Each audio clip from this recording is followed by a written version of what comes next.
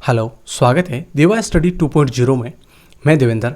आज हमारा टॉपिक है भारतीय संविधान की अनुसूचियां 1 से 12 तक डिटेल में चर्चा करेंगे और उसके बाद में जो अनुसूचियों के महत्वपूर्ण क्वेश्चन है उनके ऊपर चर्चा करेंगे।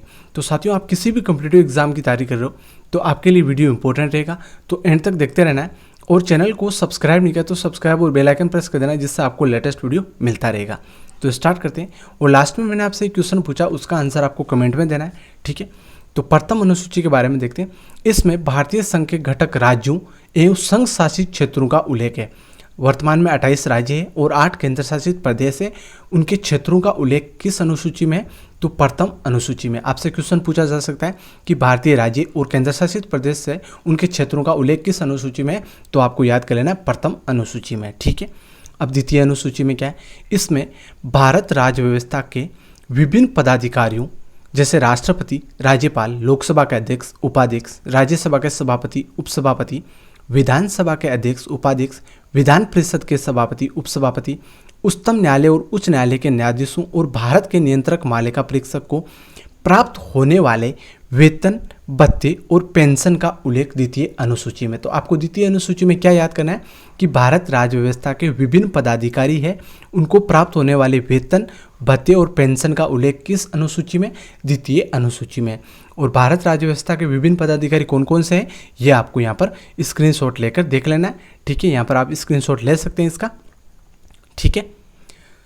तृतीय अनुसूची में क्या है? तृतीय अनुसूची इसमें विभिन्न पदाधिकारियों जैसे राष्ट्रपति, उपराष्ट्रपति, मंत्री, उच्चतम एवं उच्च न्यायालय के न्यायाधीशों द्वारा पद ग्रहण के समय ली जाने वाली शपथ का उल्लेख है।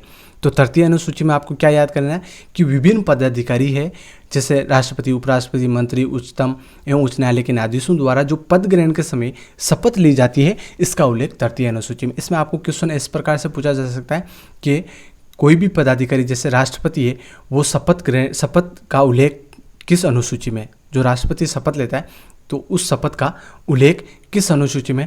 तो तृतीय अनुसूची में, ठीक है। तो ये आपको ध्यान रखना है। अगली है चौथी अनुसूची। तो इसमें क्या है? इसमें विभिन्न राज्यों तथा संघीय क्षेत्रों की राज्यसभा में प्रतिनिधित्व का विवरण दिया गया है, ठीक है। चौथी अनुसूची में आपको याद कर लेना है कि विभिन्न राज्य तथा संघीय क्षेत्र है, केंद्र शासित प्रदेश है, उनकी राज्यसभा में जो प्रतिनिधित्व का विवरण है वो चौथी अनुसूची में दिया गया है, ठीक है। अब बात करते हैं पांचवी अनुसूची की।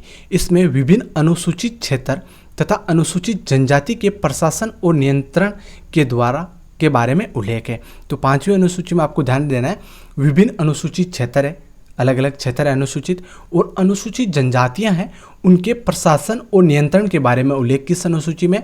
तो पांचवी अनुसूची में।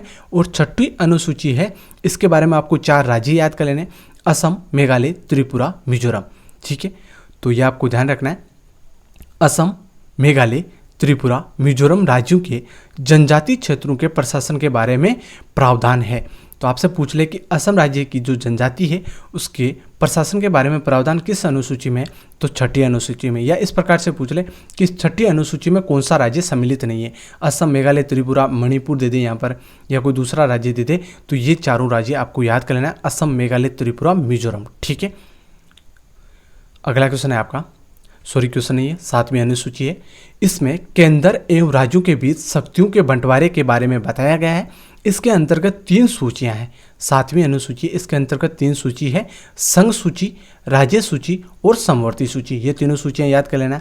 एग्जाम में क्वेश्चन पूछा जा सकता है कि 7वीं अनुसूची में कौन सी सूची सम्मिलित नहीं है, ठीक है। तो ये याद कर लेना है, ठीक है। अब इनके बारे में चर्चा करते हैं। आपको 7वीं अनुसूची में याद करना है कि केंद्र और राज्यों के बीच जो शक्तियों के बंटवारे के बारे में बताया गया है, तो वो किस सूची में है? किस अनुसूची में? 7वीं अनुसूची में। अब बात करते हैं संघ सूची। संघ सूची है, इस सूची में दिए गए विषय पर केंद्र सरकार कानून बनाती है, ठीक है। संघ सूची के जो विषय है उन पर केंद्र सरकार है वो कानून बनाती है। और संविधान लागू होने के समय इसमें 97 विषय थे और वर्तमान में 98 विषय है, ठीक है। ये आपको ध्यान रखना है साथियों। और अगला है राज्य सूची। राज्य सूची, इस सूची में दिए गए विषय पर राज्य सरकार है वो कानून बनाती है। राज्य सूची है, उस पर जो विषय है उन पर राज्य सरकार कानून बनाती है। और राष्ट्र हित से संबंधित होने पर केंद्र सरकार भी इस पर कानून बना सकती है। संघ सूची में राज्य सरकार कानून नहीं बना सकती, लेकिन राज्य सूची में केंद्र सरकार कानून बना सकती है। संविधान के लागू होने के समय इसके अंतर्गत 66 विषय थे और वर्तमान में 62 विषय है साथियों। ठीक है, यहाँ पर स्क्रीनशॉट लेकर आपको इसको याद कर लेना है। ठीक है, अब बात करते हैं समवर्ती सूची की।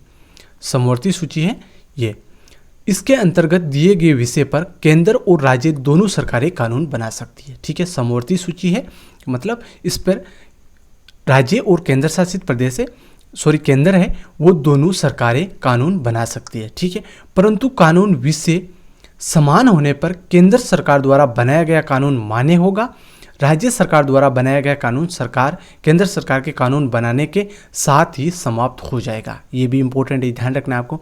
और संविधान लागू होने के समय समवर्ती सूची में 47 विषय थे और वर्तमान में 52 विषय है। ठीक है, तो ये तीनों थी, ये 7वीं अनुसूची के भाग है, संघ सूची, राज्य सूची और समवर्ती सूची। ठीक है, ये तीनों यहाँ पर आप देख सकते हैं और इन तीनों के बारे में आपको डिटेल में यहाँ पर बता दिया होगा। तो अगली सूची है 8वीं अनुसूची। तो 8वीं अनुसूची में क्या है, भारत की 22 भाषाओं का उल्लेख किस अनुसूची में, 8वीं अनुसूची में। मूल रूप से 8वीं अनुसूची में 14 भाषाएं थी। जब यह अनुसूची संविधान लागू हुआ था उस टाइम 8वीं अनुसूची में 14 भाषाएं थी, लेकिन वर्तमान में 22 भाषाएं। तो बाकी भाषाएं कब कब जोड़ी गई है तो यहाँ पर चर्चा करेंगे।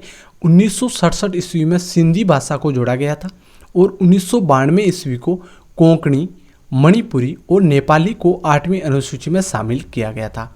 ठीक है, और 2004 ईस्वी में मैथिली, संताली, डोगरी एवं बोडो को 8वीं अनुसूची में शामिल किया गया है साथियों। ठीक है, तो ये डेट और कौन कौन सी भाषाओं को जोड़ा गया है, तो आपसे एग्जाम में क्वेश्चन पूछा जा सकता है कि 1967 में 8वीं अनुसूची में कौन सी भाषा जोड़ी गई है।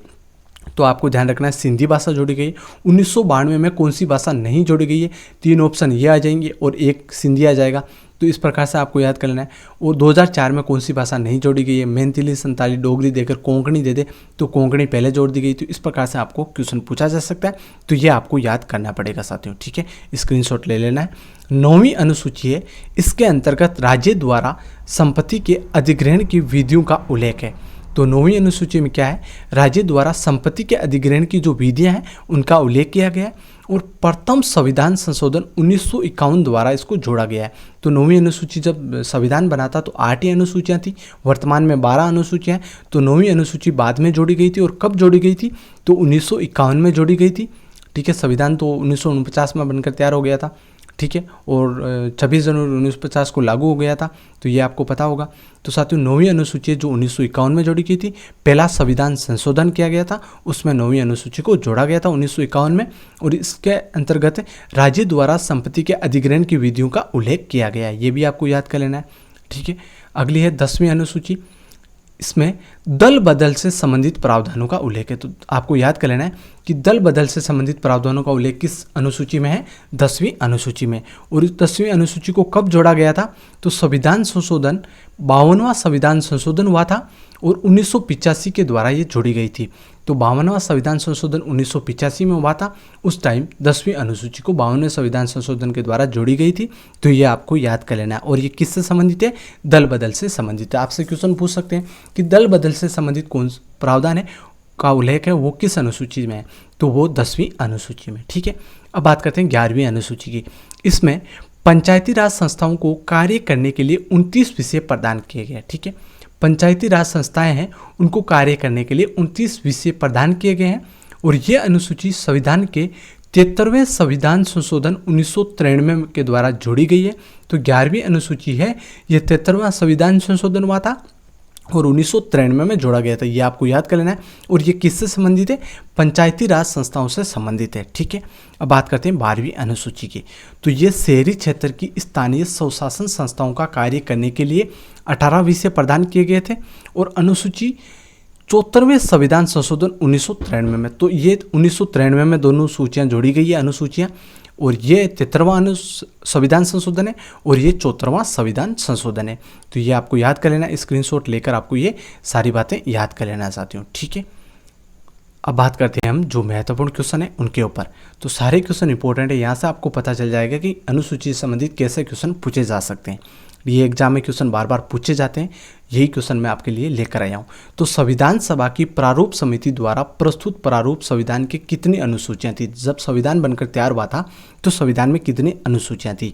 6, 8, 9, 12। तो इसमें राइट हो जाएगा साथियों 8 अनुसूचियाँ थी। साथ में आप भी कमेंट में आंसर दे सकते हैं और लास्ट में आपको बताना है कि आपके कितने क्वेश्चन राइट हुए, क्योंकि आपने पीछे अनुसूचियों के बारे में पढ़ लिया है तो आपको अब बताना है, ठीक है। तो संविधान सभा में जब संविधान तैयार हुआ बनकर तब संविधान में 8 अनुसूचियाँ थी और वर्तमान में पूछे तो वर्तमान में 12 अनुसूचियाँ हैं साथियों, ठीक है। अब बात करते हैं अगला क्वेश्चन, किस संविधान संशोधन अधिनियम द्वारा भारतीय संविधान में 9वीं अनुसूची को जोड़ा गया था? तो कौन सा संविधान संशोधन था जो भारतीय संविधान की 9वीं अनुसूची में जोड़ा गया था? ठीक है, 9वीं अनुसूची जोड़ी गई थी, तो वो कौन सा संविधान संशोधन था? हमें अभी पीछे चर्चा की थी, पहला, दूसरा, 7वां, 9वां। तो पहला संविधान संशोधन था और ये हुआ कब था संविधान संशोधन? 1951 में। आपको डेट भी याद कर लेना है, डेट भी पूछी जा सकती है कि कब पहला संविधान संशोधन के द्वारा 9वीं अनुसूची को जोड़ा गया, कब जोड़ा गया है? तो ये ध्यान रखना 1951 में जोड़ा गया है, ठीक है। अगला क्वेश्चन है आपका, 52वें संविधान संशोधन अधिनियम 1985 ईस्वी में कौन सी अनुसूची भारतीय संविधान में शामिल की गई है? तो साथियों यहाँ पर आपको बताना है कि कौन सी अनुसूची को 52वें संविधान संशोधन द्वारा 1985 में जोड़ी गई थी। 9वीं, 10वीं, 11वीं, 12वीं। तो 10वीं अनुसूची को 52वें संविधान संशोधन 1985 ईस्वी में जोड़ा गया था, ठीक है। और ये किससे संबंधित है? दल बदल से संबंधित है, ठीक है। दल बदल से संबंधित है ये अनुसूची, तो ये आपको ध्यान रखना है साथियों, ठीक है। 10वीं अनुसूची, इस प्रकार से आपको क्वेश्चन पूछा जा सकता है। 73वें संविधान संशोधन अधिनियम द्वारा भारतीय संविधान की कौन सी अनुसूची जोड़ी गई है? तो 73वें संविधान संशोधन के द्वारा 11वीं अनुसूची जोड़ी गई है। और ये कब हुआ था 73वां संविधान संशोधन?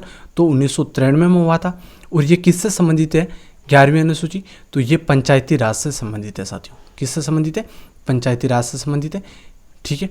एग्जाम में पूछा जा सकता है 11वीं अनुसूची है वो किससे संबंधित है?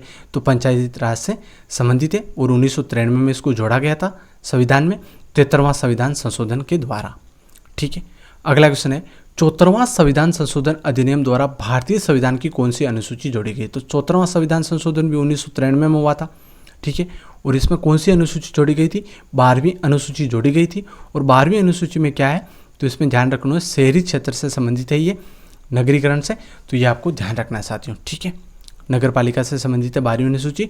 अगला क्वेश्चन है, संविधान के द्वितीय अनुसूची का संबंध किससे है? तो इस प्रकार से आपसे क्वेश्चन पूछा जा सकता है, द्वितीय, तृतीय, चतुर्थ, कोई भी अनुसूची यहाँ पर आ सकती है।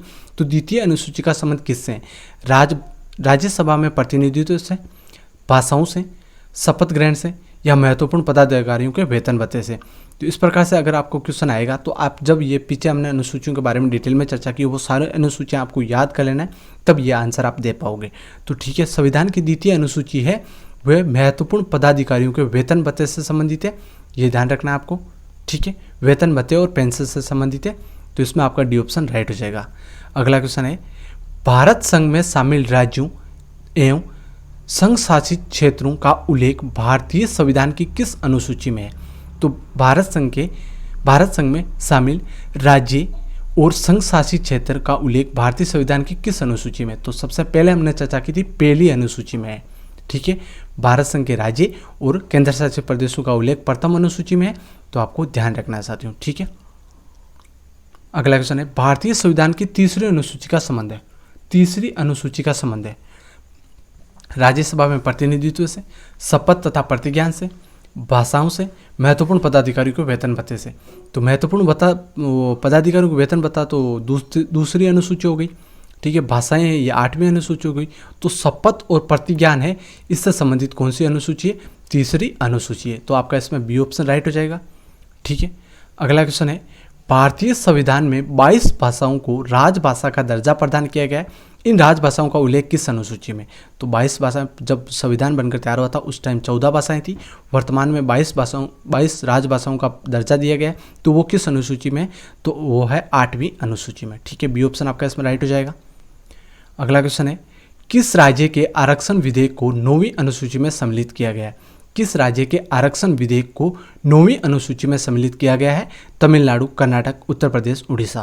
तो इसमें राइट हो जाएगा साथियों तमिलनाडु जो है 9वीं अनुसूची में सम्मिलित किया गया है, तो ए ऑप्शन आपका इसमें राइट हो जाएगा। ठीक है, आरक्षण विधेयक को भारतीय संविधान की 10वीं अनुसूची किससे संबंधित है? जो 10वीं अनुसूची है ये किससे संबंधित है? ये 52वां संविधान संशोधन 1985 में जोड़ी गई थी। तो ये किससे संबंधित है? तो दल बदल, संघ की भाषाएं, जम्मू कश्मीर के विशेष दर्जा, इनमें से कोई नहीं। तो 10वीं अनुसूची है ये दल बदल से संबंधित है, तो ए ऑप्शन आपका इसमें राइट हो जाएगा। ठीक है, संविधान की 6ठी अनुसूची इनमें से किस राज्य में लागू नहीं है? उस टाइम मैंने आपसे क्या ये कहा था कि कौन सा राज्य इस प्रकार से आपसे पूछा जा सकता है, तो वो चारों राज्य आपको याद कर लेना है। तो 6ठी अनुसूची इनमें से किस राज्य में लागू नहीं है? तो असम, मेघालय, त्रिपुरा, मणिपुर। तो यहाँ पर आपका मणिपुर की जगह मिजोरम हो जाएगा। ठीक है, ये चारों राज्य आपको याद कर लेना है, असम, मेघालय, त्रिपुरा और मिजोरम। इन चारों राज्यों से संबंधित है 6ठी अनुसूची। मणिपुर है, इसमें आपका डी ऑप्शन राइट हो जाएगा क्योंकि ये 6ठी अनुसूची में सम्मिलित नहीं है। तो यहाँ पर पूछा है कि 6ठी अनुसूची में किस राज्य में लागू नहीं है? तो ये मणिपुर में लागू नहीं है, मिजोरम में है। ठीक है, अगला है संविधान की 11वीं अनुसूची है। संविधान की 11वीं अनुसूची में क्या है? पंचायती राज, नगर पालिका, केंद्र राज्य संबंध, इनमें से कोई नहीं। तो 11वीं अनुसूची में पंचायती राज से संबंधित है, तो ए ऑप्शन आपका इसमें राइट हो जाएगा साथियों। ठीक है, अगला क्वेश्चन है यदि भारत संघ को एक नए राज्य का सर्जन करना हो तो संविधान की निम्नलिखित अनुसूचियों में से किस एक को अवश्य संशोधन किया जाना चाहिए? यदि भारत संघ के एक नया राज्य बनाना हो तो किस अनुसूची में संशोधन करना आवश्यक होता है? तो वो आपका राइट हो जाएगा साथियों पहली अनुसूची है, इसमें संशोधन करना आवश्यक हो जाएगा क्योंकि वर्तमान में यहाँ पर 28 राज्यों का उल्लेख है। फिर एक राज्य अगर नया बने तो 29 राज्यों का उल्लेख हो जाएगा। तो इस प्रकार से आपका क्षेत्रों का उल्लेख हो जाएगा। तो इसमें पहली अनुसूची है, इसमें संशोधन करना आवश्यक हो जाता है। ठीक है, अगला क्वेश्चन है निम्नलिखित में से कौन सी नई जोड़ी गई अनुसूची नहीं है? पूरा क्वेश्चन पढ़ना है, यहाँ पर नहीं है में बहुत फर्क पड़ जाता है क्वेश्चन में। जब हम एग्जाम में बैठते हैं तो जल्दबाजी में हम यहाँ पर ये पूरा क्वेश्चन नहीं पढ़ते हैं, तो ये ध्यान रखना हमेशा क्वेश्चन पूरा पढ़ना है। तो निम्नलिखित में से कौन सी नई जोड़ी गई अनुसूची नहीं पूछा है? तो 8वीं, 9वीं, 10वीं, 11वीं। तो 9वीं और 10वीं और 11वीं ये तो नई अनुसूची है। 8वीं अनुसूची है ये जब संविधान बना था उस टाइम की है, तो इसमें आपका ए ऑप्शन राइट हो जाएगा। 9वीं अनुसूची पहला संविधान संशोधन 1951 में जोड़ी गई थी। 10वीं 1985 में 52वां संविधान संशोधन। 11वीं 73वां संविधान संशोधन 1993 में जोड़ी गई थी और 12वीं 74वां संविधान संशोधन 1993 में जोड़ी गई थी। तो साथियों ये थे 15 क्वेश्चन और लास्ट में मैंने आपसे पूछा था एक क्वेश्चन, कहा था आपको दल बदल के आधार पर निर्वाचित सदस्यों की अयोग्यता संबंधी विवरण संविधान के किस अनुसूची में दिया गया है? तो दल बदल के आधार पर निर्वाचित सदस्यों की अयोग्यता संबंधी विवरण संविधान की किस अनुसूची में दिया गया है? तो ये आपको ध्यान रखना है किस अनुसूची में दिया गया है, इसका आंसर आपको कमेंट में देना है। आपको लिखना है कि लास्ट क्वेश्चन का आंसर ABCD जो भी आपको सही लगे वो आपको लिख देना है। ठीक है, तो साथियों वीडियो कैसा लगा लाइक शेयर सब्सक्राइब करें और आपको ये बताना है कि आपके 15 क्वेश्चन में से कितने क्वेश्चन राइट में, ये भी कमेंट में लिखना है और लास्ट क्वेश्चन का आंसर भी आपको कमेंट में लिखना है। ठीक है, तो साथियों वीडियो को लाइक जरूर कर देना और चैनल को सब्सक्राइब कर लेना जिससे आपको इस प्रकार के लेटेस्ट वीडियो मिलते रहेंगे। तो धन्यवाद, जय हिंद।